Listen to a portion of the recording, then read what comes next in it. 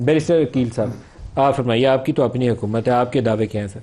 बिस्मिल्लाहिर्रहमानिर्रहीम। बहुत बहुत शुक्रिया नदीम मलिक साहब। देखें, इन्होंने बड़ा एक बैलेंस तरीके से, और मैं शुक्रिया अदा करता हूँ कायरे साहब का कि बिल्कुल उन्होंने हकीकत में अपनी बात की। ये कोई ऐसा व्यू तो नहीं है जो पीटीआई पेंट करती है या पीटीआई बताती है। पीटीआई तो हमेशा एक प्रोपेगेंडा, मैं माजरत के साथ कहूँगा क्योंकि मैं न्याजी साहब मेरे भाई हैं, और प्रोपेगेंडा की मशीन है पीटीआई वाले। और जो काम हम अच्छा भी कर रहे हो, जो कि इन्होंने अप्रिशिएट किया, इन्होंने कहा बिल्कुल सिमत दुरुस्त है और मुस्बत तरीके पे जो है या मुस्बत सिमत में जो है हुकूमत इक़दामात जो उठाए। और वाक़तन ये एक साल में बड़े मुश्किल फ़ैसले थे, लेकिन एक बात से मैं ज़रूर इख्तलाफ करूँगा कि सब्सिडी हमने दी।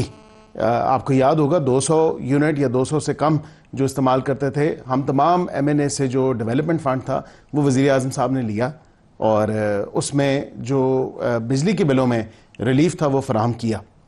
इसी तरह बिजली की कीमतों में भी कमी आई, और आज आपने भी कवर किया होगा, देखा होगा, टीवी पे भी चला कि जो वज़ीरे बिजली हैं वो उन्होंने बिल्कुल पावर के जो वज़ीर हैं उन्होंने कहा कि ये 11 रुपये जो है, 11 रुपये समथिंग कम हुआ है इंडस्ट्री के लिए। और मुख्तलिफ चीज़ों में उन्होंने बताया कि कितने रुपए कमी हुई, 2 रुपये 60 पैसे कमी हुई है घरेलू सार्फिन, और वक्तन फ़क्तन चले वो बढ़ते भी रहे, कम भी होते रहे।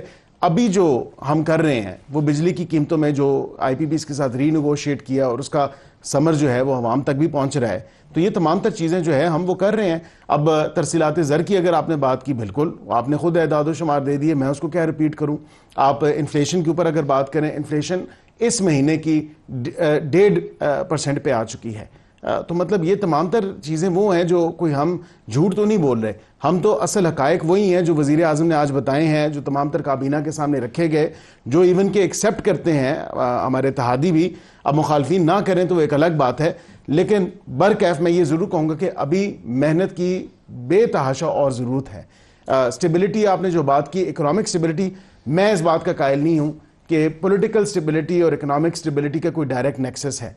जितनी हुकूमतें आई, चाहे वो पीपल्स पार्टी की हो, चाहे इससे पहले PTI की हो, चाहे हमारी हो, उन तमाम हुकूमतों में एहतजाज भी रहा है, उन तमाम हुकूमतों में इसीलिए तो धरने भी रहे हैं। नहीं, इकॉनमी सीधी क्यों नहीं होती तो हम आगे निकल गए। आप मुझे बताएं कि आगे निकले थे ना, इसी जिस मोड़ पे अभी हम अल्हम्दुलिल्लाह 1 साल के पीरियड में वापस दोबारा इत्तेहादियों के साथ मिलके पाकिस्तान मुस्लिम लीग नून लेड हुकूमत जहां पे अभी दोबारा टेक ऑफ वाली पोजीशन पे लेके आई है, यही पोजीशन और इससे बहुत बेहतर पोजीशन थी धरनों की सियासत से बैरिस्टर साहब, इसको टेक ऑफ मत कहिए, आप ये कहिए कि हम ये नीचे लुढ़कती जा रही थी, हमने इसको नीचे लुढ़कने से रोक दिया एक जगह पे और गिरेगी नहीं नीचे। शुक्रिया, ये टेक ऑफ नहीं है, ये तो कम से कम एग्री किया आपने, ये तो एग्री किया माजरत के साथ। एक तो अपोजिशन बिल्कुल कभी भी अप्रिशिएट नहीं करती, ना हम अपोजिशन में अप्रिशिएट करते हैं, ना आप करते हैं, ना ये करेंगे। तो इस अमल से तो हमें बाहर निकल कर सोचने की ज़रूरत है। अपोजिशन ने कभी अप्रिशिएट नहीं किया, ये बदकिस्मती है।